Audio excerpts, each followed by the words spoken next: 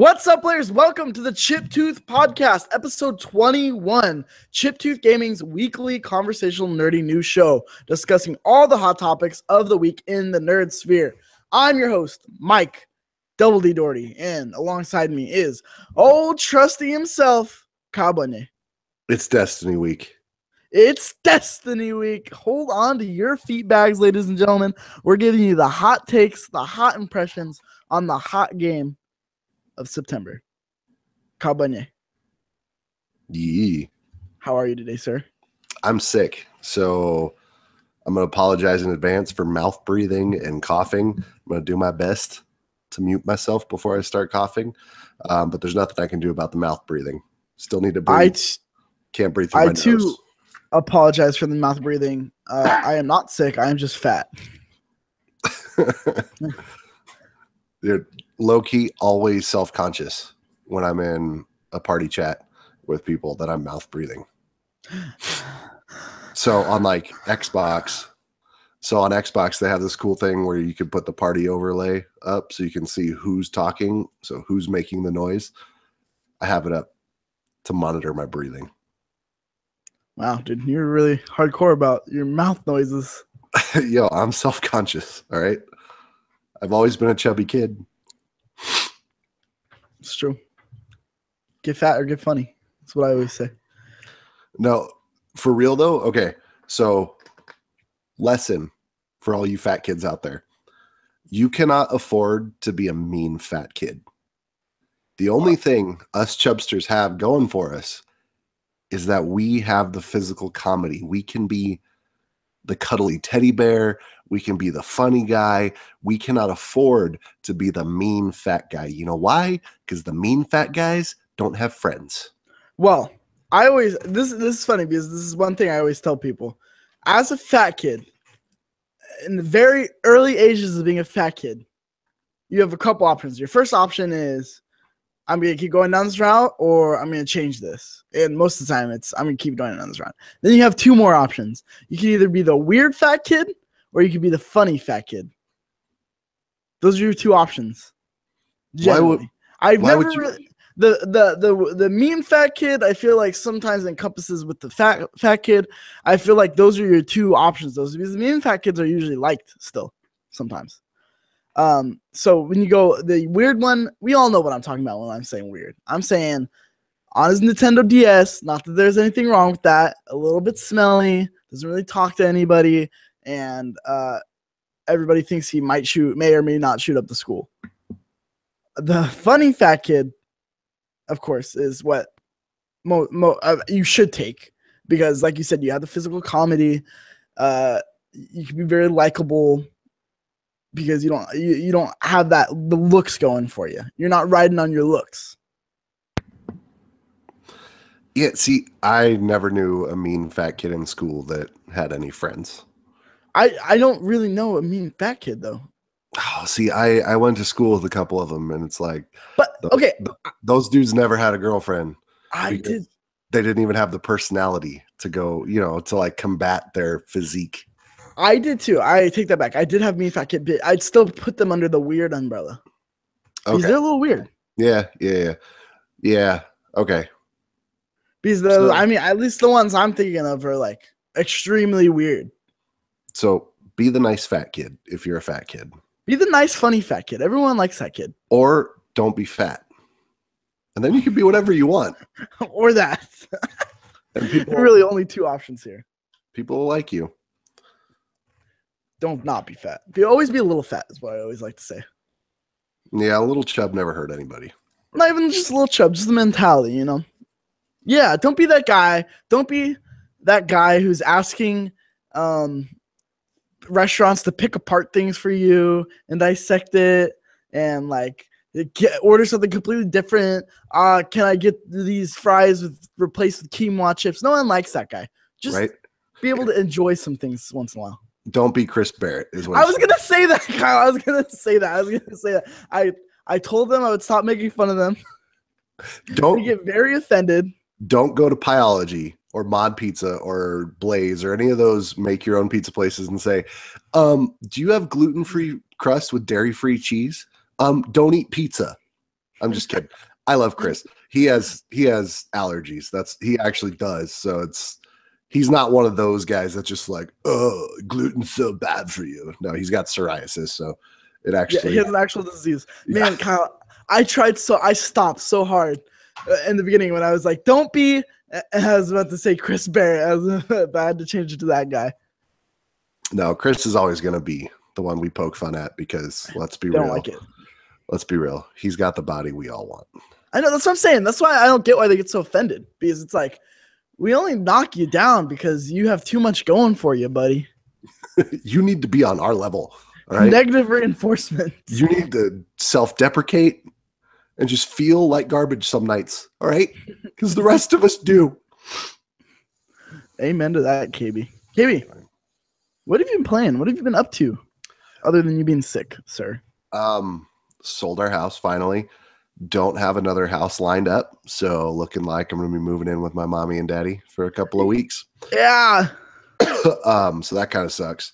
But we don't want to jump into a 30-year mortgage with a house that we don't love, so we're just being patient. Playing Destiny like crazy. We'll talk about that later. Playing Madden and loving Long Shot, the story mode inside of Madden. Oh my gosh. I was shocked at how much fun I had with that. I'm excited. I'm excited to jump into it. KB, we have a match coming up. Madden, a little vendetta that we have to settle. Ain't nothing to worry about, man. I'm gonna stomp all over you. Okay, here we go. Here we go with this nonsense, these lies. We have an exciting thing lined up for that. We still have to figure out when on the date. But did I announce this last time? Every week we're going to be doing a Madden Let's Play, me and Mike, or maybe sometimes me and you. It depends. It depends on how well this matchup goes against you and me, and how well basically it can work on a technical level.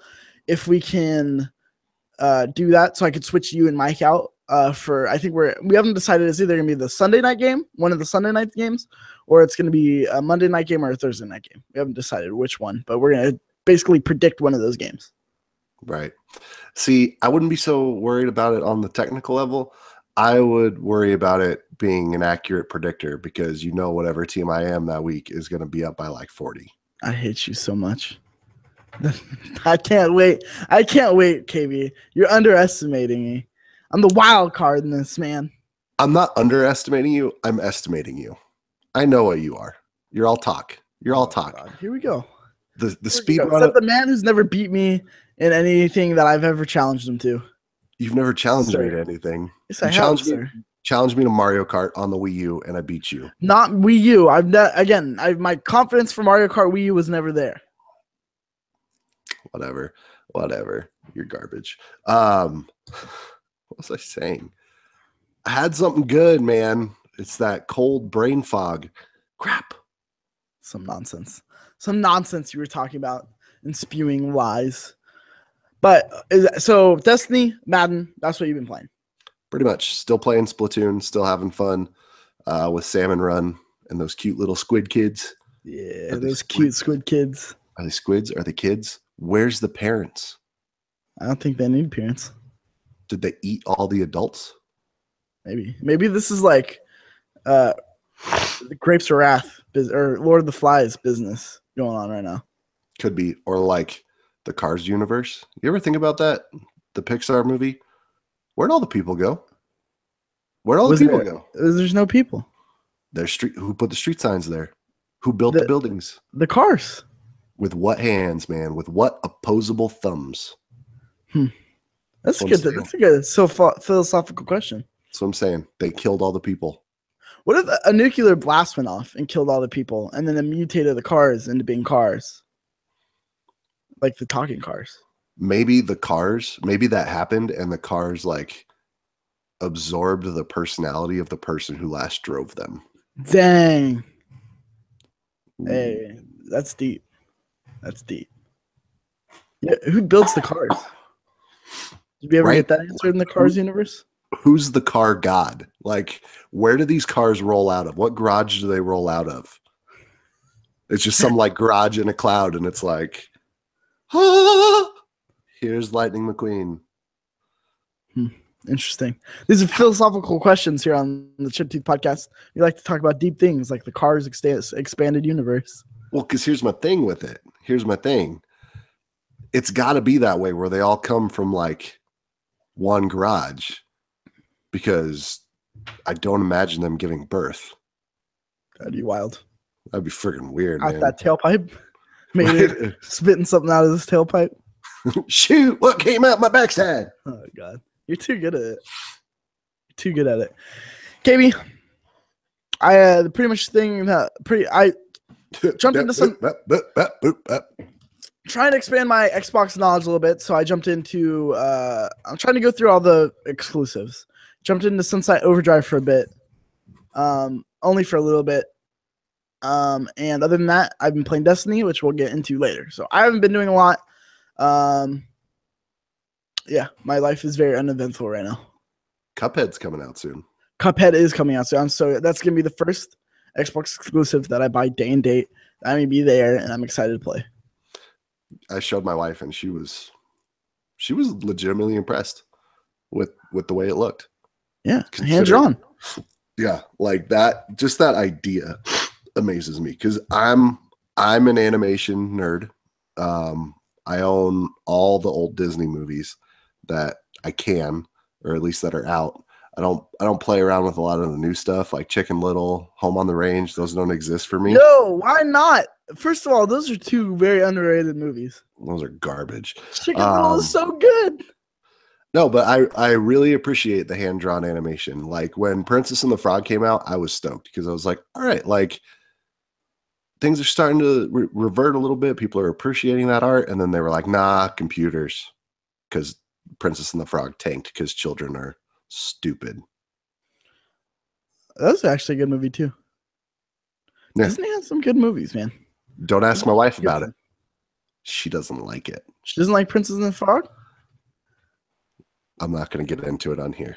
Oh, God. All right. Quickly changing subject. It's definitely not because the princess was force-fed on us. Okay. No, okay, I'll explain it. It's not that she didn't like the movie. It's not that she didn't like the movie. She liked the movie just fine.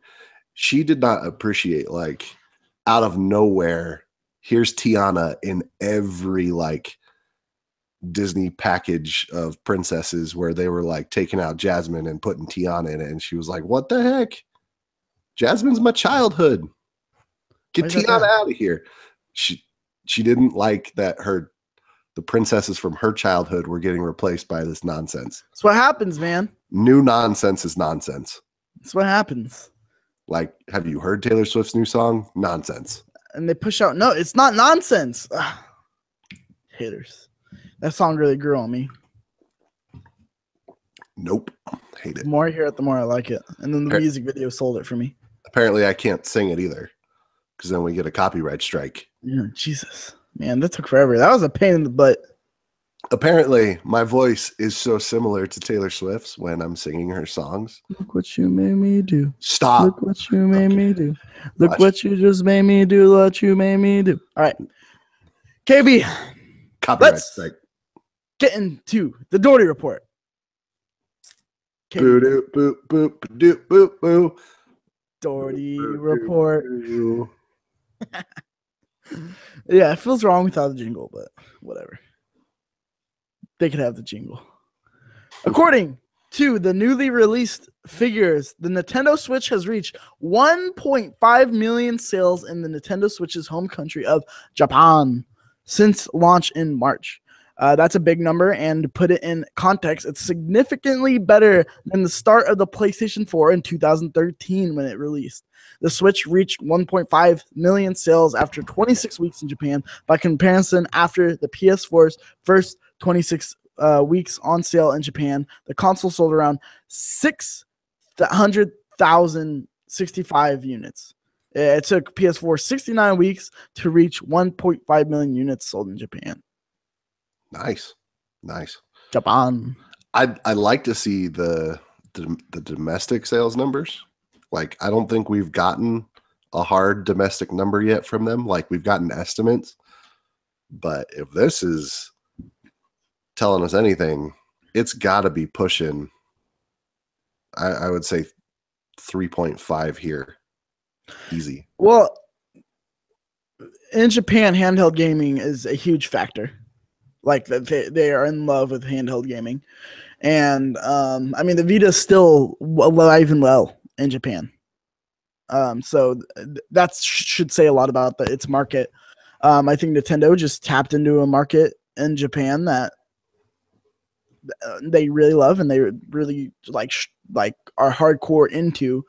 But yeah, it's selling amazing here in the US too. So I'd be surprised to see what number altogether they come out with. Yeah, it's still impossible to find here in Southern California. It's crazy. Interesting. Stores still empty by the time I get to them. Granted, I'm not like calling every morning like some people probably are still looking, but the holiday season is going to be nice for Nintendo. They're going to clean up. So hold on to that stock until right after the Christmas rush and then sell it all. For real. I mean, man. Like honestly, they don't have much coming that has a for sure hard release date in 2018. So if you do own Nintendo stock, right after Christmas would be an awesome time to get out of it. Just because there's not much on the horizon within the next year. Maybe you can jump back in later when some rumors start circulating about games or maybe some additions to the hardware. But I think after the holiday season is a good time to back out of that and sell it off. Are you giving stock advice right now on the podcast? Hey, some people need it, man. I don't think you're qualified to. What do you mean I'm not qualified to? You just said at the end of the year to get out of the stock of Nintendo when they're probably only going up from here. No, they're going to plateau from here. No. Okay. There's no way. E3, they come out, they have no. The way that things are being going, Nintendo's fine for 2018. Right. Well, you got to understand stock trends. Things go up, and when there's no announcements, which if we're waiting till E3, if you're going to wait until E3, from December to E3, you're running the risk of it dipping at all. You'd be better off selling at the end of the holiday season. That way, if it plateaus and you want to jump back in, you totally can. But if it dips, you can buy back in if you really think a big announcement's going to be coming, and then you can make a little bit more. But it makes no sense to hold on to it past Christmas. No, you write it out. Most people just write it out, KB. And that's why most people are broke. No, because if you bought in the Wii U era and you sell at the peak of the Switch era, which we're not in. When's the peak? I know. It's not now. I think Christmas is going to be that peak.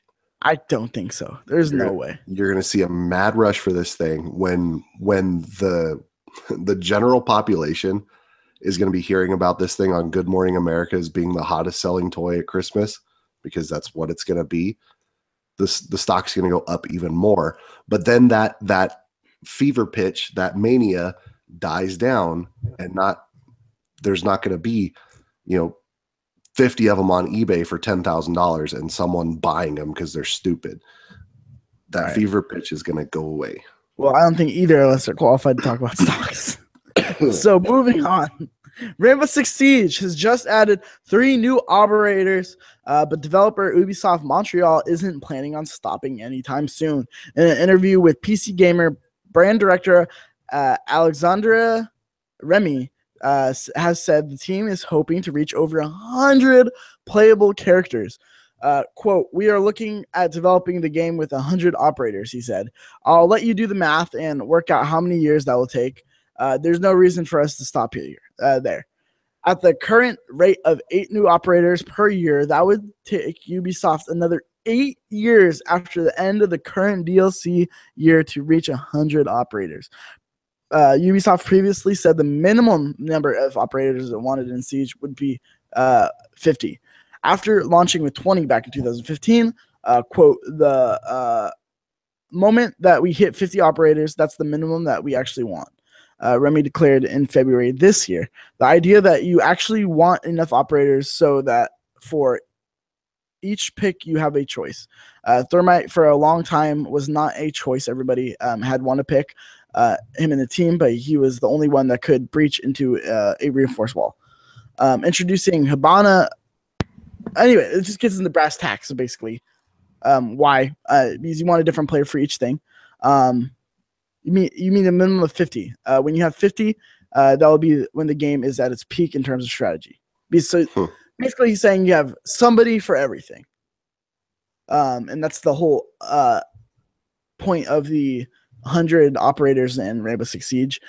Siege currently has 33 operators right now with the DLC. KB, is there any chance in hell this is even happening? 100? No way. Because let's say this game has the legs for another 2 or 3 years. They're going to have to throw in another Operation Health, which this last Operation Health took way longer than they thought it would. It actually delayed 2 of the operators being released. One of those operators that got delayed still hasn't been released, which was supposed to be the attacking counterpart to Ella, who was released this week. That one still hasn't happened. Unless they start dropping like 4 or maybe 5 at a time from here on out, I don't see them getting to 100, but I definitely see them getting to 50 in the next couple of years. Yeah. I mean, I don't even see this lasting 2 years. Like, I don't see it lasting very much longer. Like, how much legs does this game have? In all honesty, it's one of the only strategic shooters that are still out there. I get that too, but why not just release a new game? Because if the servers are still populated and people are still willing to continue to spend $30 for a season of DLC when you're really not doing nearly as much work as you'd be doing releasing an entire new game, those profit margins are huge for them. The cost of doing a DLC with 4 characters and a map is way less than doing a new game. And if they can keep this going for 2 years, why not? If people are still playing it, why not? This game came out almost 3 years ago.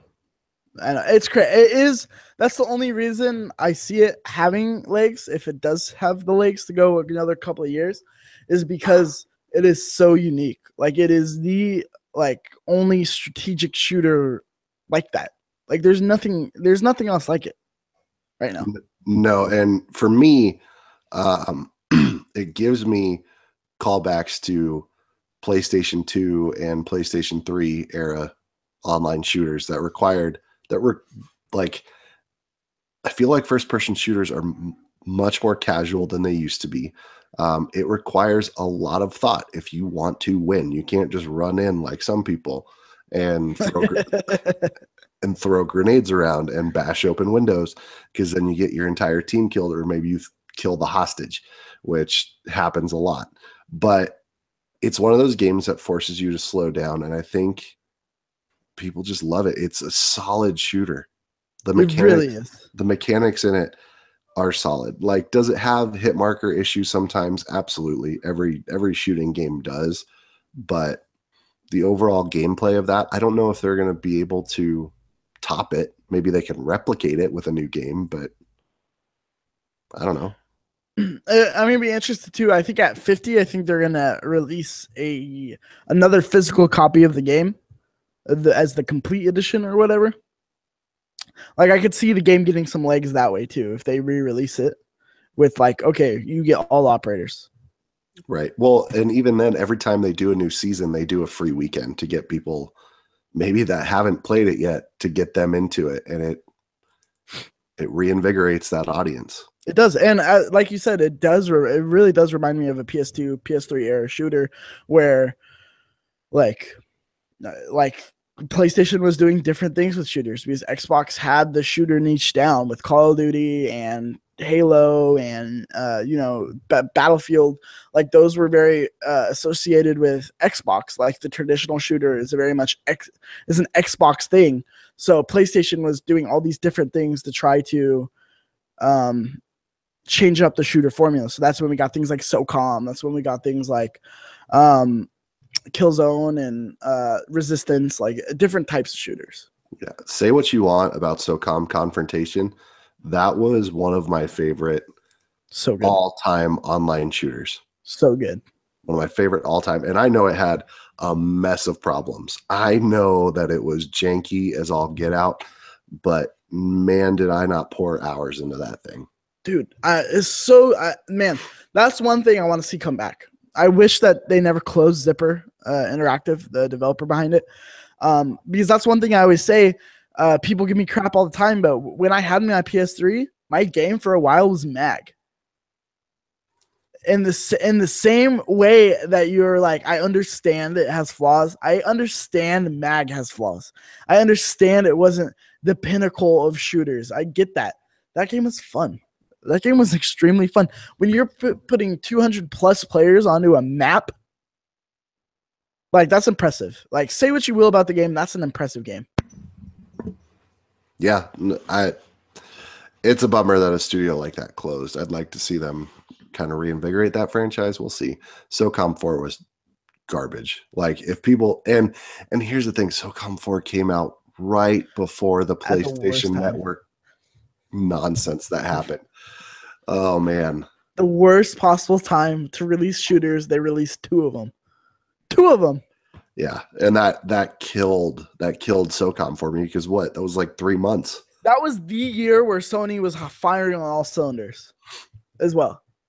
Like they had a game for every month, exclusive game for every month, and it just like, man, what a terrible that's one of the reasons I blame Zipper for being shuttered, even though it got shuttered during the Vita era. I think SOCOM 4 really could have sold a lot of units because I don't think it was crap. I really don't. I don't know why you're saying it's crap. I think that's just your memory of it. Maybe. I hated it. Because again, it got rid of a lot of things Confrontation did. Right. I loved Confrontation. Yeah. So I know I was in the minority there. So when I did pick up SOCOM 4, it was all these changes that I didn't want. And getting into it, it felt like a different game. And again, a lot of people loved that. I hated it. I absolutely hated the feel of it. Well, KB, maybe we will. I would bet SOCOM comes back. But speaking of shooters, Call of Duty is not done with the historical. The Call of Duty series used to tell its stories in the World War II time period, but moved forward in time and eventually in the future with newer games like Advanced Warfare, and Infinite Warfare. The Juggernaut shooter series returns to its roots this year with Call of Duty World War II, which will feature a D-Day mission and more from the historical period of World War II. Is the game a one-off, or does Activision plan on continuing to make World War II games or other time periods? That's the question Game Informer put to Activision Publishing CEO Eric Hirschberg, the man who is heavily involved in the future direction of all Activision franchises. He teased that Call of Duty World War II could be just the first in an era of historical Call of Duty shooter games. So, excuse me.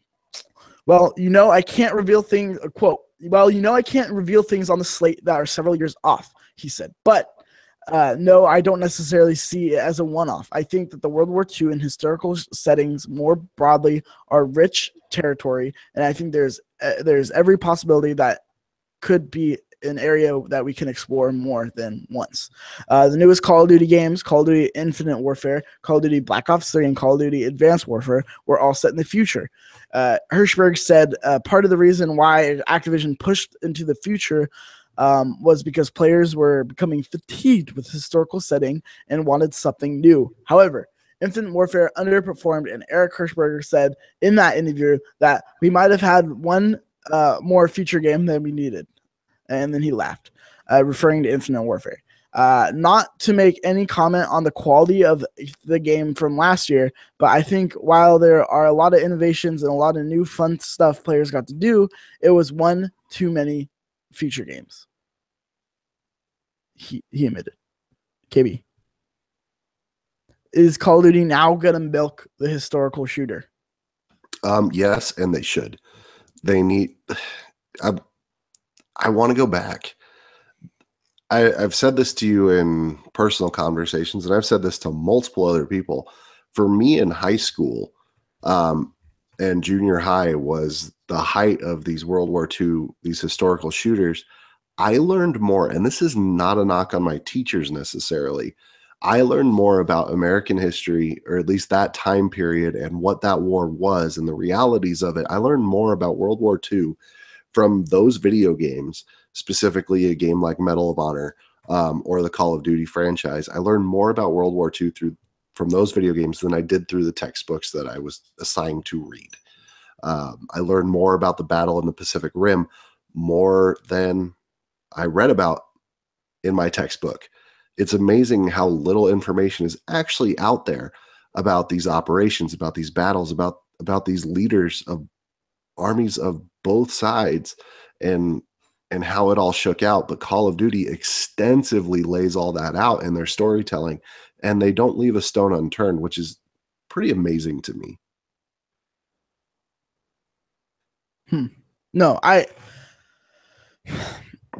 don't know. I don't think they should go down the rabbit hole. I think they should be tread very lightly right now. I think there should be a new Call of Duty game every other year or less. Oh, I agree. I'm not saying we need a Call of Duty every year. I know, but they're going to milk this thing. Next year's going to be another World War II game. The next year after that's going to be a Vietnam. They're going to try World War I, I bet, just like Battlefield 1. They're going to keep going down this path, and I don't think we need to go down this path. I think we should get this, and it should just chill for a little bit. Yeah, except it still makes $1 billion every year. I hate it. I hate that it doesn't be. I really do think Call of Duty could be like mechanically. Call of Duty is sound. It is a sound game, and even some of the stories are pretty great. But man, I really don't think we need to go down this path. No, but that's where we're going. Would you rather them go historical, or would you rather them do modern, or would you rather them do future? I like modern. Like, I want to see them revisit the modern warfare. Like, and it's funny too, because you see them fatigue out things. Like, you saw them fatigue out historical, you saw them fatigue out modern, and then you saw them fatigue out future. So what? After they fatigue out historical, are we going to get modern games again? Well, this is what I don't understand. Why don't they just put them on a cycle? Like, every 3 years, you get a historical shooter. Every 3 years, you get a modern shooter from them. Every 3 years, you get a future shooter. That'd be really smart. And granted, like, every year, we'd have to adjust and we'd have to adapt to the gameplay mechanics, but we wouldn't get burned out. That's a good point. Why don't do that? Why next year? Why can't it be a modern warfare? And then the year after that, let's revisit the future. And then the year after that, let's go historical. Like, it really does change up the setting to where, like, Call of Duty would feel fresh and new every year instead of the same old, like, because those are drastically different, very drastically different shooters. Right. One plays more like Destiny, the other plays like a regular shooter, and the other plays like a very old school shooter. Right. Yeah. Look, they're not gonna not make a Call of Duty game every year. It would be financial suicide for Activision to say, you know what, we don't want that $1 billion next year. That would be stupid of them. Absolutely stupid. So we're gonna get a Call of Duty every year. Ideally, that's what I'd like. I'd like to see them rotate between time periods in their shooters, but we'll see. That would be cool. That's a good point. Now, man, I don't know.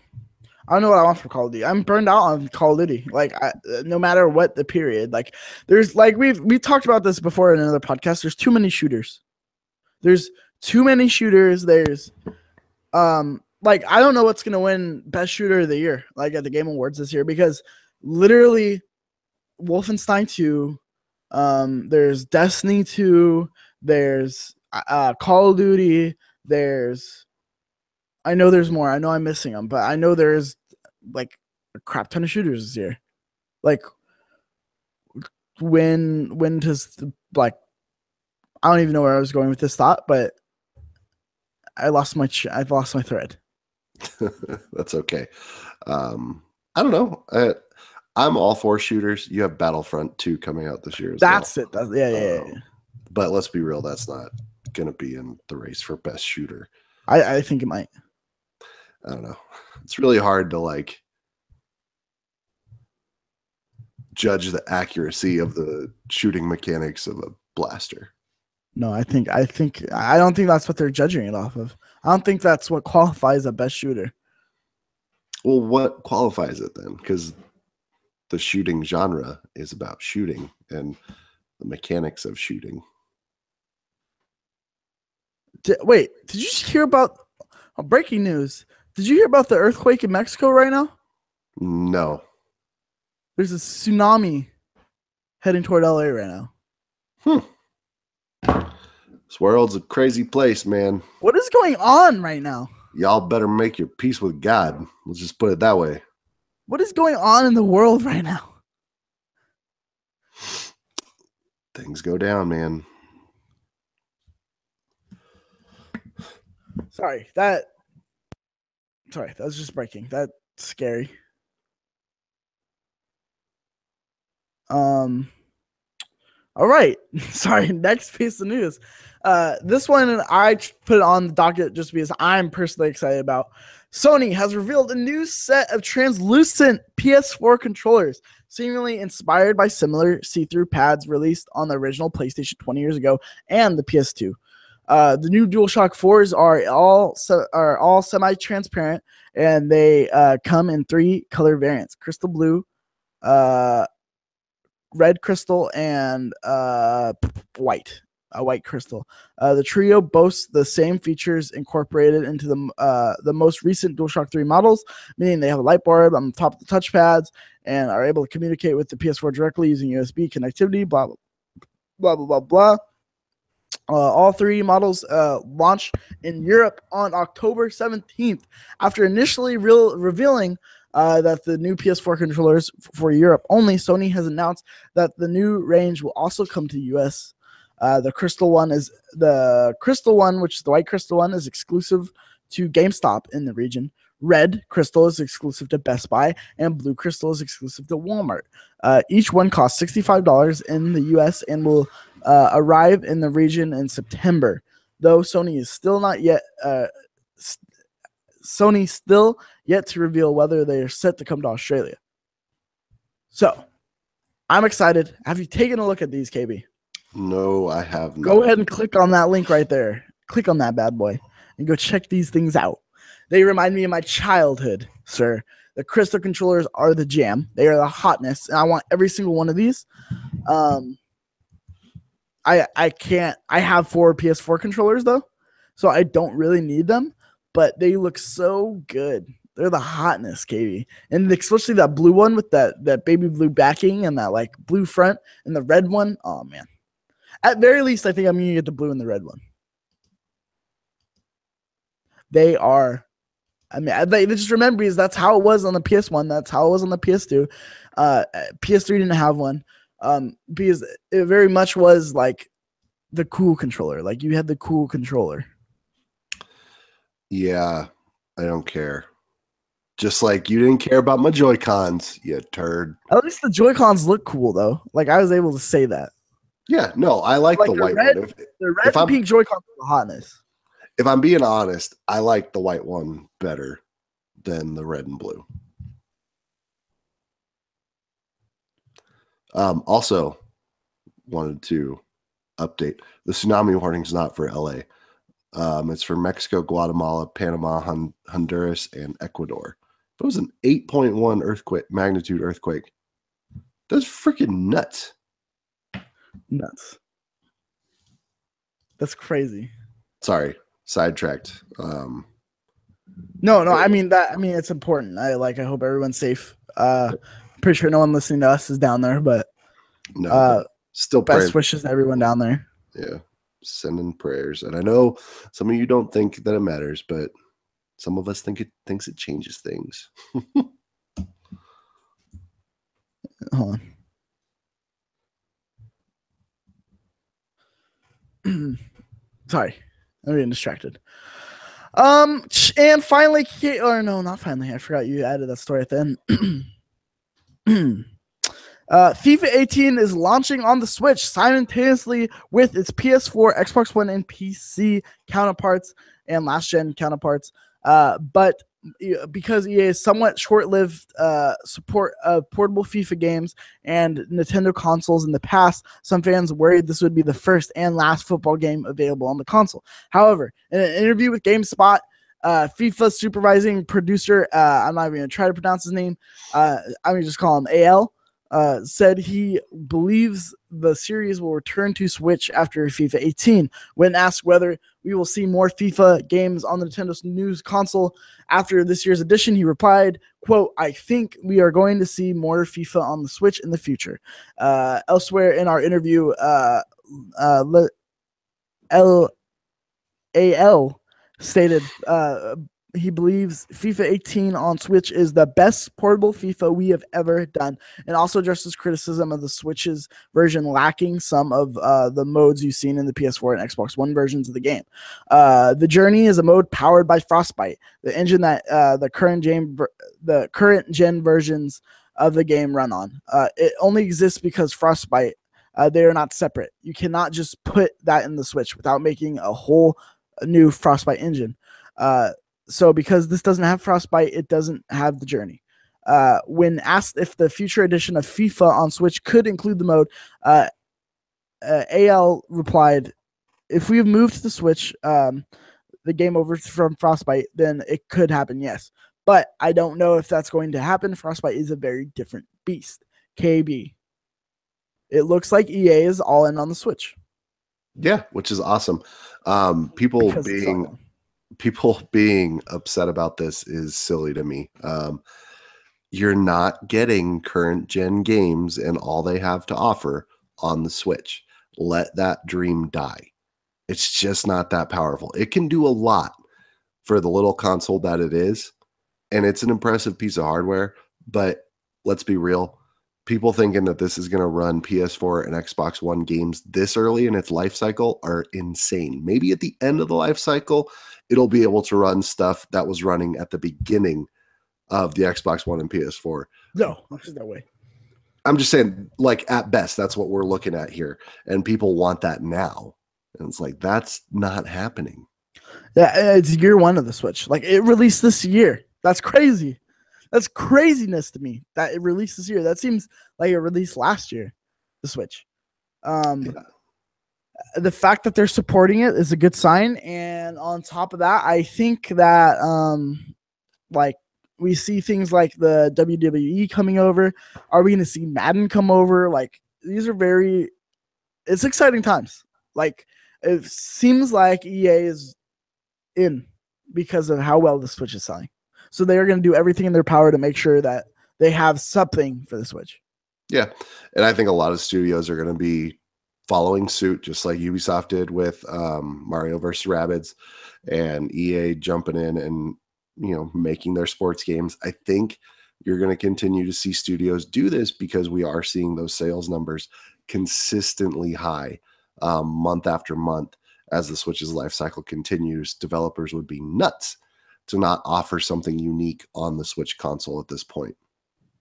Yeah, I agree. And I think that, I don't know, this is the fact that they're like, yeah, this is the best one that we've done, portable one that we've done, it's exciting. Like, they believe, it shows that they're believing in it. There's a bunch of believers in the Switch, and I never thought it would happen. Agreed. Well, not that I never thought it would happen. I thought it would take a little bit longer, but it's exciting. I love it. I love my Switch. I love being able to take it with me to places where I know I'm going to be doing a lot of nothing anyway, or take it on, little vacations when we're hanging out at the hotel, just kind of waiting for whatever our next adventure is. It's a good way to kill that time and to have some fun and play some Mario Kart. And I don't know. I've been super, super satisfied with that purchase, and I wouldn't trade it for any other console you threw at me right now. Interesting. I mean, it's a good time to be live right now as a gamer. I'm now this next piece of news. I think I'm just gonna cut it. Yeah, no, this was old. I thought there was more to it, but no, this was old. We didn't do an episode last week because old news is old news. No, but the news last week was really slow. There's nothing. It was pretty. I mean, that news that I just cut is about Luke Skywalker being on the cover of a Hungarian magazine.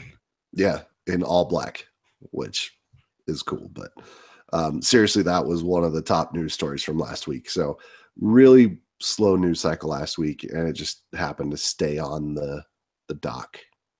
It's slow news with this week too, but I mean, there's more. There's definitely more than last week. Kyle Bunyea. Yes, sir. Do you know what time it is? It's time for the conversation of the week. Yes, sir. Let's get into the conversation of the week. Kyle Bunyea, you big, beautiful boy. Destiny 2 has released. It has been in our lives. I just entered my life today, Thursday, as we're recording. Hopefully this will be up Friday of this week, Destiny week. I've had it for a couple hours.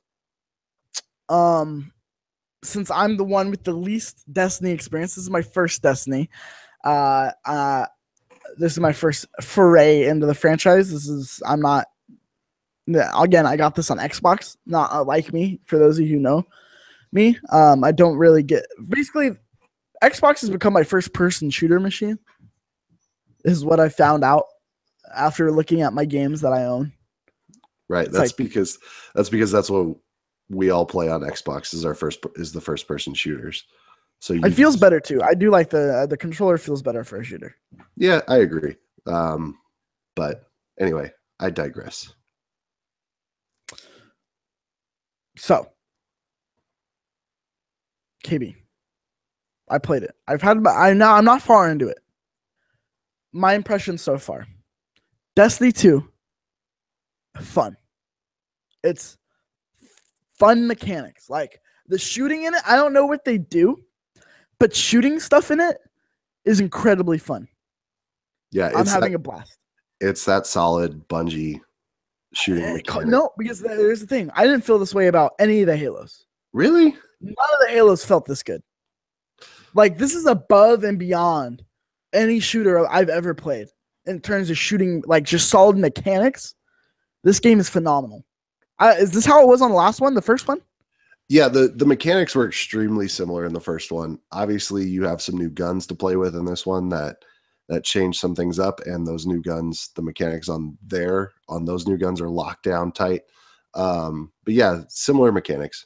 Second of all, the power up, the super power up, that was in the first one too. You mean the LB and RB? And yes. I was like, I wanted to make sure we're on the same page. Bad ass, man. That is the coolest thing to pop that, and like you feel like I feel like I'm playing a Star Wars game. So, what class did you choose? The middle one, the typical one. I feel like everyone chooses it. So you had Warlock, Hunter, or Titan. Hunter. It was the Hunter. Okay, Hunters have the cloak over their head. Yeah, okay. So you and I chose the same to start the game. But what did Connor Green choose? Connor was a little upset with me because I had initially told him I was rolling with a Titan. But I decided as I was playing, I was like, you know what? I really want a Hunter as my primary for right now. And I'll go back and do a Titan and a Warlock as well. But as of right now, I'm rolling Hunter. So he was like, what the heck, man? You're supposed to be a Titan. So then he started over because as we get into this, as we get into Destiny 2's life cycle, you have Nightfalls, you have raids where you kind of want a good mix of all of those classes. And if Connor would have stuck with that, we would have had 3 hunters in our little group. So as of right now, we have 2 hunters, a warlock, and 2 titans. And then Tom Bach, whoever Tom Bach ends up rolling. Right. Shout out to the homie Tom Bach. So, yeah, we have a nice balance, I think. It's good. I'm excited. Now this is where I get into the issue. First, I want to keep talking about the mechanics though. Mechanics incredibly fun. I am enjoying just shooting crap. That's why this first 20 levels, I don't know how long. How far are you right now? What level? I am level 20. I beat the campaign. You're level 20 already? Yeah. You automatically level to level 20 after you beat the campaign. There's a little series of conversations you need to have in the immediate end game, and then it ups you to level 20 so that you can do the grind that Destiny fans are so in love with. So I just want to say, if you love the mechanics now, wait until the raid. When there's platforming mechanics thrown in, there's puzzle solving thrown in, I think more than anybody in our little group are going to love the raids. I get that. That's why I'm so incredibly excited for it. Why do they do this first 20 levels? I love the shooting mechanics. Like, it's fun. Like I said, this is probably the best feeling shooter I've played. Like, just the way the bullets land on like a enemy, like, it feels good. And just pulling the trigger, aiming, everything feels so incredibly good. I can't wait to get into a raid. Why are you making me play this dumb story I don't care about? Why are you making me do the first 20 levels of a character to get into the fun part of the game? That doesn't make sense. Would you put the most boring part of a story in the beginning of the story, KB? No, but you put the easiest part in the beginning, because while the raids are extremely fun, you need to have the mechanics mastered if you want to complete it. You need to have the mechanics mastered. You need to have your teamwork down. So yeah, it is a little monotonous getting through the beginning stages of things. For me, let me just say right off the bat, since you brought up the story and kind of how wearing it is, this story is 100% better than Destiny 1. But that being said, I think a lot of reviewers are going to give this story a pass because of that. I think it is being overhyped 100%. The story is decent. That's what I was about to ask you. If I'm being 100% honest, Destiny 1's vanilla Destiny story was a 4. It made no sense. The voice acting was flat. There was no character development. And I think 4 is being kind.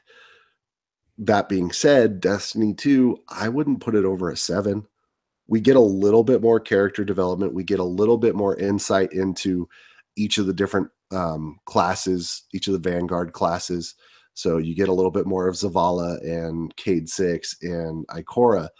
But you're still kind of, as I played through it and as I completed it, I still sat there and said, man, I wanted more. I wanted more character interaction. Going into this, I thought for sure, and this is just my own brain running wild, I thought for sure we were going to have a different story track, a different story arc for each subclass.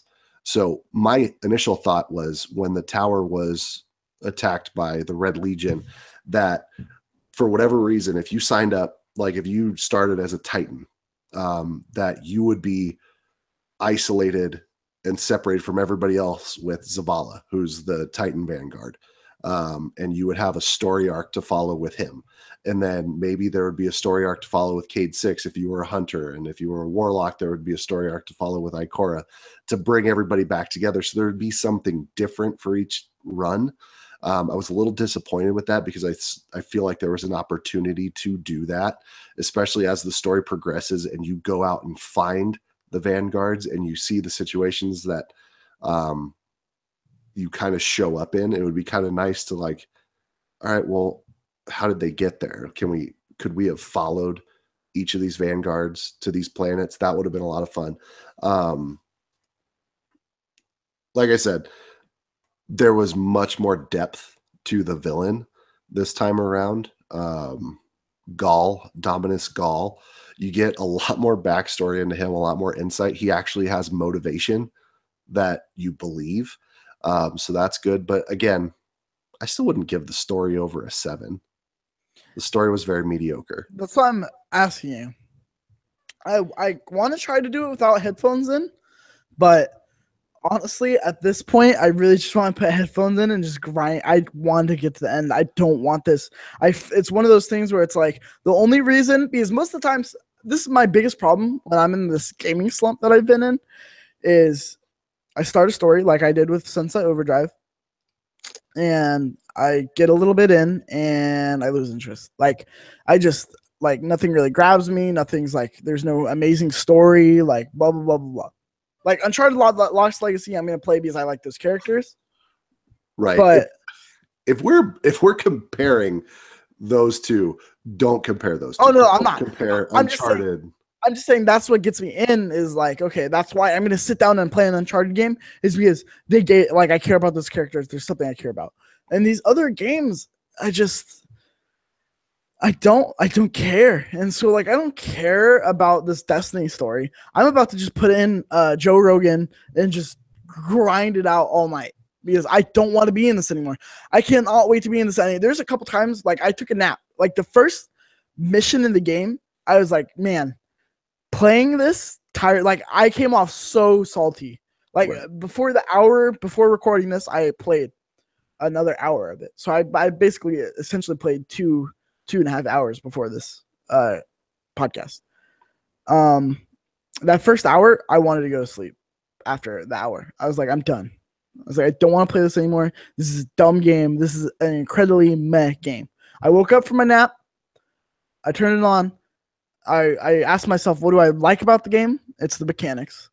It's just the idea of doing a raid with you and Connor and Tom and our little squad.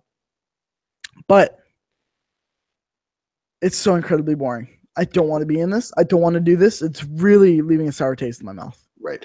Here's my advice. I'm not sure if you've gotten to the point in the story where co-op unlocks. Have you found the farm yet?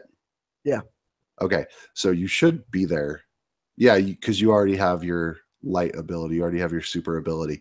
So my advice is to go through the story with Connor and play it and do co-op. And if you want to do it tonight, I can't help you tonight. But in all honesty, it took me maybe 7 hours between yesterday and today, and a little bit the day before or the night before. It's not long. And if you co-op it, if you run with a fire team, it'll be done in way less time. My only advice with the story is any cutscene with Cade 6, watch it because Nathan Fillion does an awesome job. He's one of the only voice actors in the game where I go, man, he's owning like this character. And that's just so you know, that's the hunter. That's this guy. Yeah, I know Cade 6. And then any scene with Gaul. So any cutscene with Gaul is a little bit interesting. You at least get to know who that is as a character. So it makes you want to kill him all the more. So those are my 2 pieces of advice. Every other cutscene is almost entirely skippable, which for a story is not good. But, no, it's not. Right. But there is moments with Cade 6, specifically the missions where you're searching for him. That was just fun. Like, yeah, there were some intense parts, but ultimately you're just kind of, at least for me, I was just kind of chuckling to myself the whole time because I was like, this is what I wanted from Destiny 1 because we got even less of Nathan Fillion in Destiny 1 in vanilla Destiny. So Destiny 2, they give you more of him and they give you more of his personality and more of his humor. And it's like, okay, yeah, this guy's good. Like the voice actor understands this character. The writers understand this character and what he does. They may not understand much of anything else. in terms of who they want their characters to be, but you definitely get a strong sense that they're moving in the right direction. They're finally getting a grasp of, all right, we know who Cade 6 is. Let's just throw him out there and have some fun. We're starting to understand who Ikora is, and we're starting to understand who Zavala is. And you get a little bit more from each of them, but there's nothing that you'd necessarily be missing out on if you put in your headphones. That's just where I'm at right now. I'm gonna try. Well, I'll see if Connor will jump on the story. I don't know how many times he wants to play that freaking story. My understanding is he's not very far in it, so he might be only a couple of missions ahead of you, which is like 20 minutes if you run through them. Because here's a tip for you moving forward: you can sprint through the majority of the mission. You can bypass most fighting. How do I sprint? It doesn't let me sprint for that long. Yeah, you can sprint as long as you want. It's not letting me sprint that long. You can sprint as long as you want. So you can sprint through the majority of the mission and maybe the last 10 minutes of each mission. Is there like collectibles or what's up? That's just kind of like there's chests and things to find in the open world exploration part. But in terms of the story, I haven't seen anything. I haven't come across anything at all. So like I said, run through them. If you're really that bored with the story, run through them, fight where you have to, which is pretty much the no respawn zones, for the most part, but it doesn't take that long. Ugh. Why do they do this? I'm not about it. It's turning me off, but like I said, I'm incredibly excited to actually get into the raid part of the game. Can I tell you though, the part of this game that has bothered me the most so far? What? Ultimately, this game I have loved from what I've gotten to experience, and I'm sure I'll enjoy it more as I do more strikes and as I get the Nightfall done and do the raid. The Eververse. And that's the in-game store where you purchase things with real money. The way it was introduced to me automatically angered me. The way it's introduced in this game. So Eververse was something a lot of people in the community pushed back on. Some people were scared that it was going to turn into pay to win. It ended up being that all the microtransactions in Destiny 1 were purely cosmetic, and people paid a ton of money to do it. But again, it doesn't take away the fact that a lot of the fan base was concerned and upset, so I get to the farm, right? And I go over to Eververse just to kind of see what's going on, what they're selling, what it's all about. And they sent a message to their community that I did not like. Because when you go talk to the vendor, she goes, not even the apocalypse can shut down Eververse. Which means, hey, whine and complain all you want. This isn't going anywhere. Like, that's the message that was sent to me. Like, I know, like, it's probably a tongue-in-cheek line, but to me, it felt like a big middle finger to the community that was worried. And as I'll continue to talk about Eververse, it seems that they were worried, rightfully so. But that line was just so smug and arrogant to me, where it was like, yeah, we're not getting rid of this. It bothered me.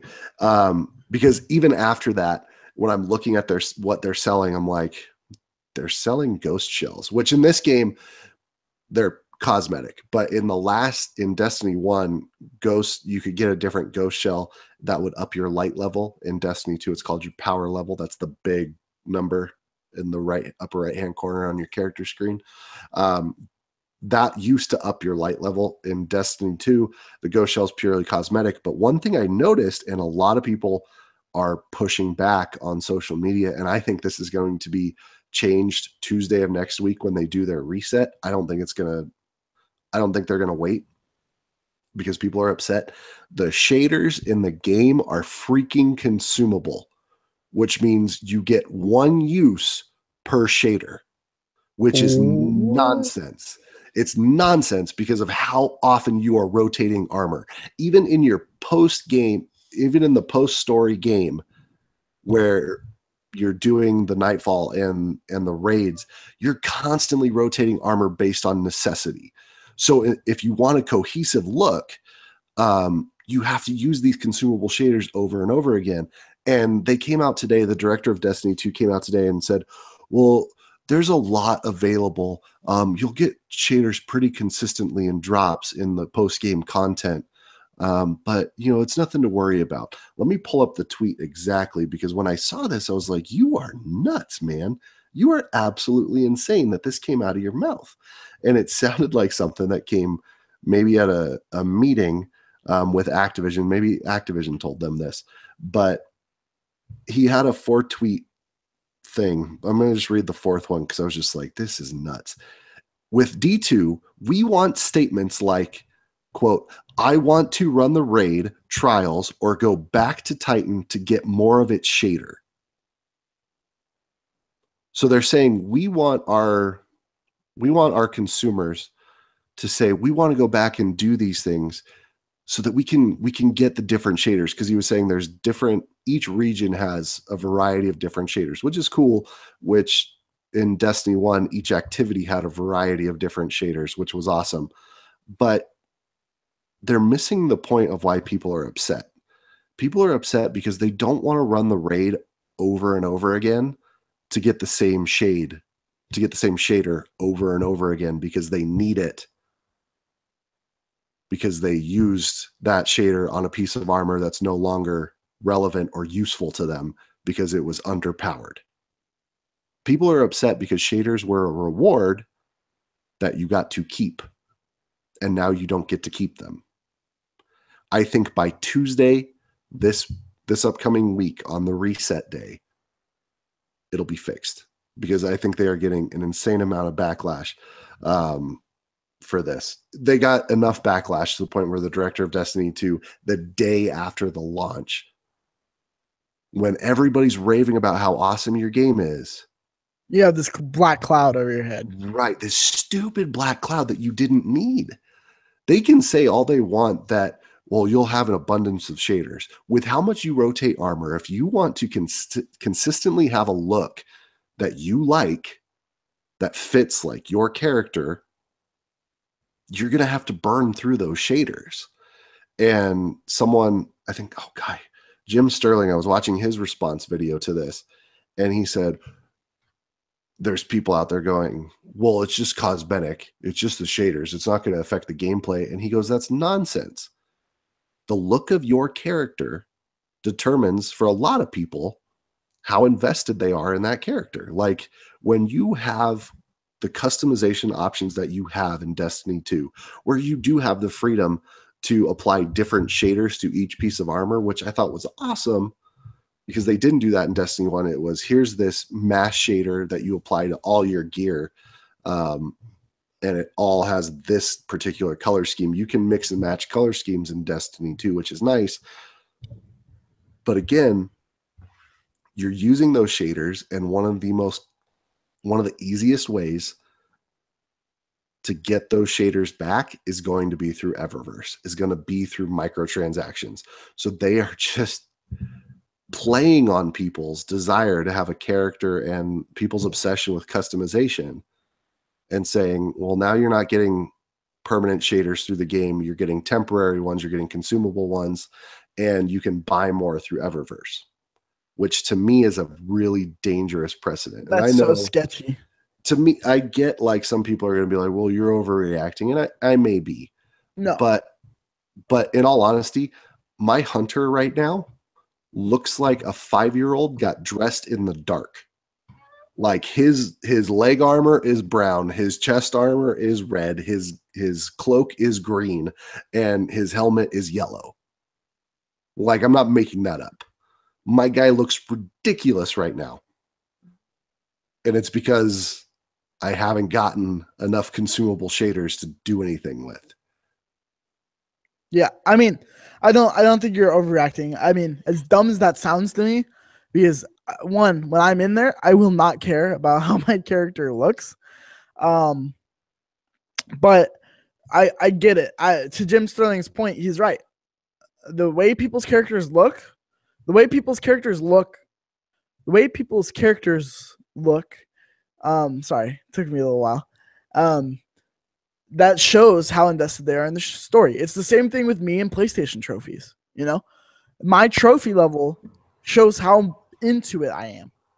Right. That platinum trophy shows how much I like that game. Well, here's the thing. You say you're not going to be into the look. Your gear that you get are your trophies, literally. Like, that's where you show off what you've done in the game. I get that. That's where you show off what you accomplish, because you get specific gear through the raid. You get raid specific gear, you get strike specific gear, and it's cool to show that off to people. And I think that's what's so disheartening about this is the community loves the customization of their guardian, and they took part of that away because they want us to spend money. I definitely think that should be changed. Like, that is a disaster. Like, that is such a backstab to the community, and especially in a game like that where like you weirdos are really into it. Like having your, like, I get the trophy thing. That's why I say I understand it. I'm not gonna be into it. I'm just not. I've never been obsessed with armor. I don't care how my person looks. I don't care about showing off what I've done in the game. I just want to play. Like I said, that's like what the core of my problem with Destiny right now is. It's not letting me just play. Yeah. Well, and here's my thing. If they wanted to say, all right, look, we're keeping microtransactions, we're keeping shaders as part of the microtransactions, but here's what we'll do. There are specific shaders that you can only get through Eververse, and you can pay for them directly. We're not going to do this random RNG roll where you don't know what you're going to get. They're not going to do that because they can make a ton more money off of a random drop where you might not get the shader. If they said there's shaders in here you can buy, I'd be okay with that. Because if people really want those shaders, fine. Like, go ahead, spend your money. It's your money.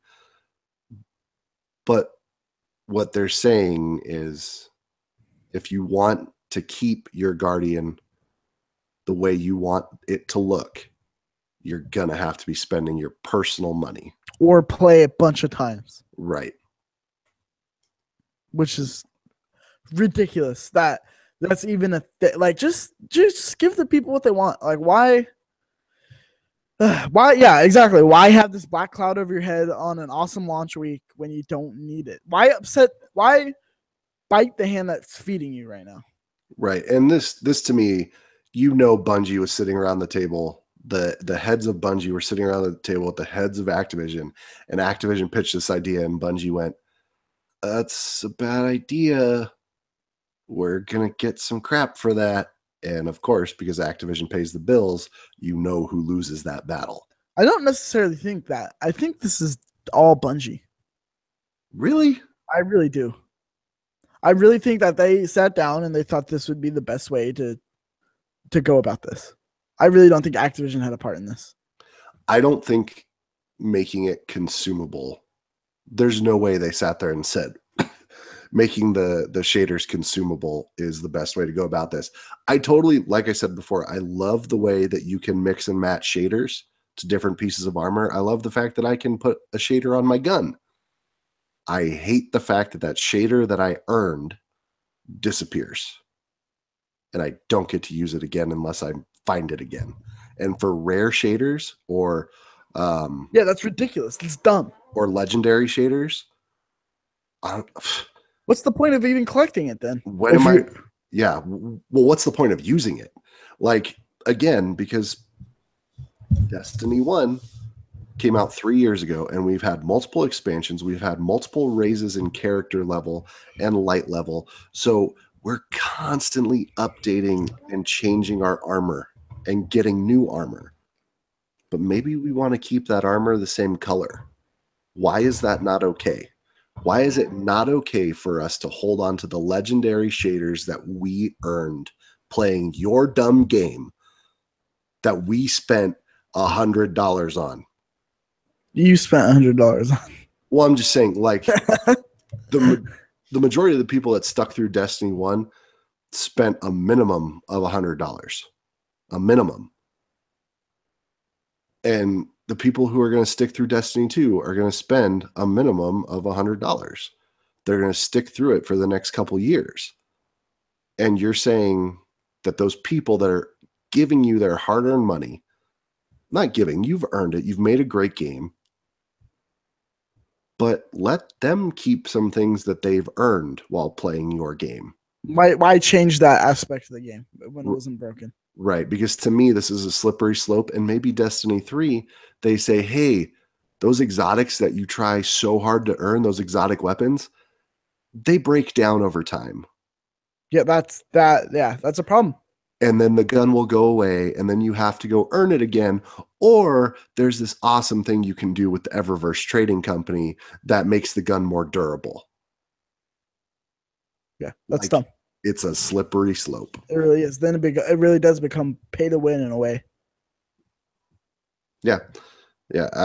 It worries me long term unless the community makes a stand now and absolutely spends no money on Eververse, which isn't going to happen. After hearing this, as someone who doesn't care, I'm going to go tweet. Like, I am going to go fight that for because like I said, I don't care about this game, but I think that is a stand that should be made by the community, and you need to be vocal about it.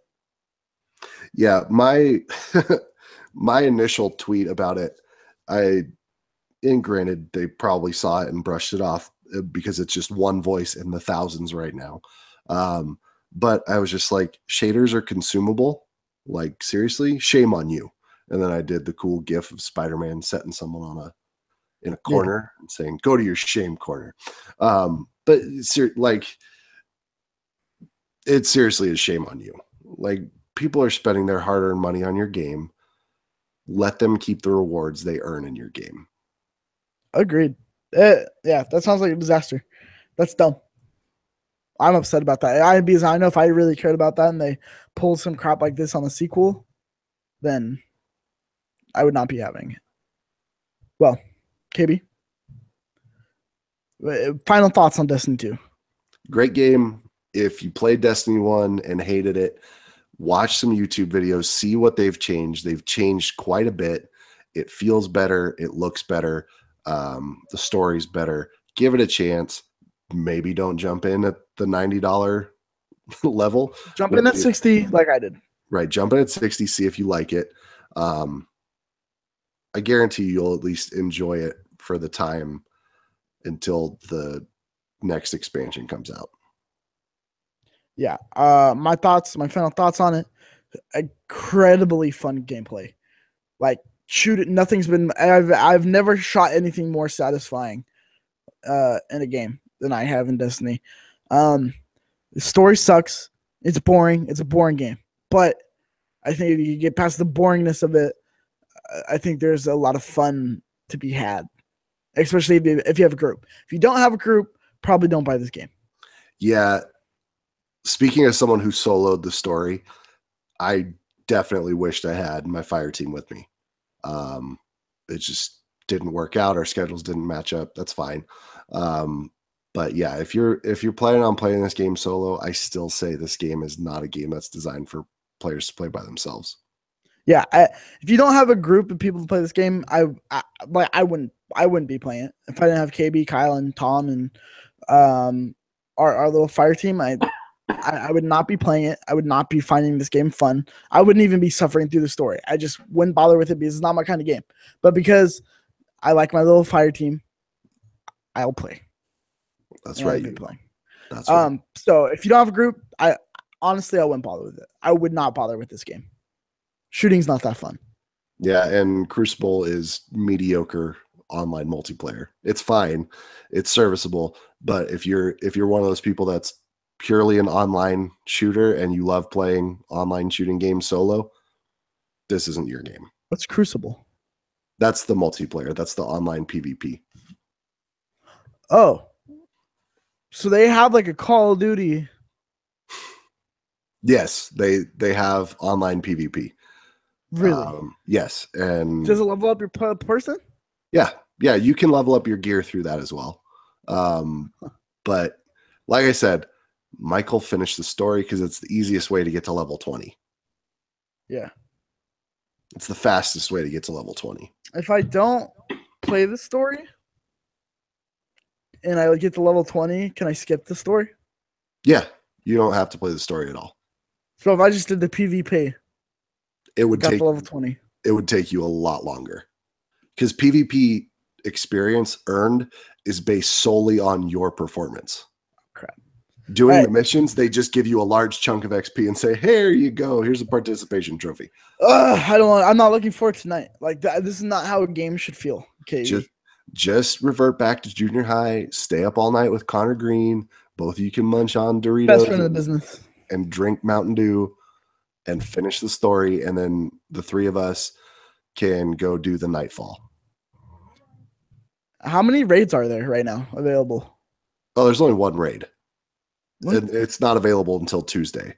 So this is going to be really long if I have to explain a raid on here.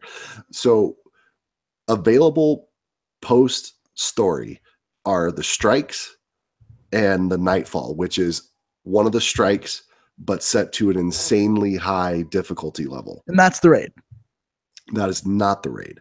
Next Tuesday, the raid comes out. Don't know what the raid is. It's always a big surprise. If you go on Twitch, there's always a crazy mad rush of streamers trying to get worlds first. But the raid is like 3 Nightfalls. And I know that means nothing to you, but Nightfalls are extremely challenging. And they really do push your skills in the game. So a raid is like back-to-back-to-back Nightfalls. So not the raid. What's the other one? Strikes? How many strikes are there available? I'm not sure right now. I've played 2 different ones. By yourself? No. So with strikes, they do matchmaking. You get paired up with 2 other people. With Nightfalls, you have to come in with a fire team of 3. There's no matchmaking for Nightfalls. You get more than 3 people on a strike? No. The only areas of the game where you can have more than 3 in your fire team are in Crucible, where you can have 4, or the raid where you can have 6. But other than that, 3 is the max for fire teams. Okay. And the reason they do the Nightfall, they don't do matchmaking, is because if you're going to the Nightfall, you're going to need to have coordination with the people you're playing with. I'm interested to get into this world and see what it's all about. I don't know if I'll like it very much, but we'll see. I will try to beat it tonight, and then we can jump into a strike tomorrow. Is my plan. That's the goal. Well, KB, thank you for joining me on episode 21 of the Chip Tooth podcast. It's a good one. All Destiny 2 talk. You heard it right here. If you liked what you heard here, go ahead and follow me on Twitter at Cheeks_Junior. You can follow KB at Sketchy, or no, not Sketchy Mailman.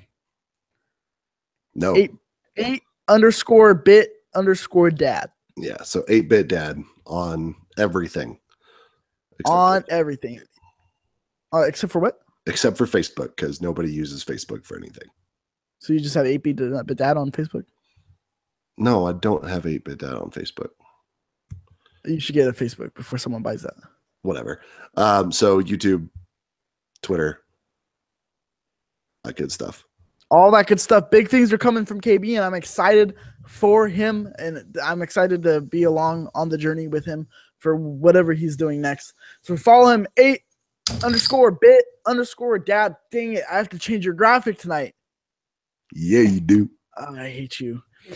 And you can follow Chiptooth Gaming on Twitter at CTG Vids. You can follow him on Facebook. Stay up to date with everything that we are doing.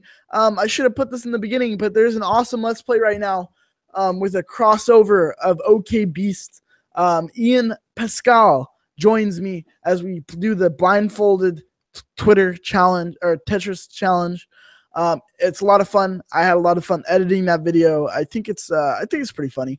Go check it out on Chiptooth Gaming right now. Bigger things to come right now. I said a lot more Let's Plays coming up. Big things coming. Let me know what you want to see in the future. Follow us on one of these social medias and like, subscribe, and share down below. Until next time, players. I'm Mike Doherty. That's Kyle Bunyea, and we are Chip Teeth Gaming. Stay frosty, Guardians.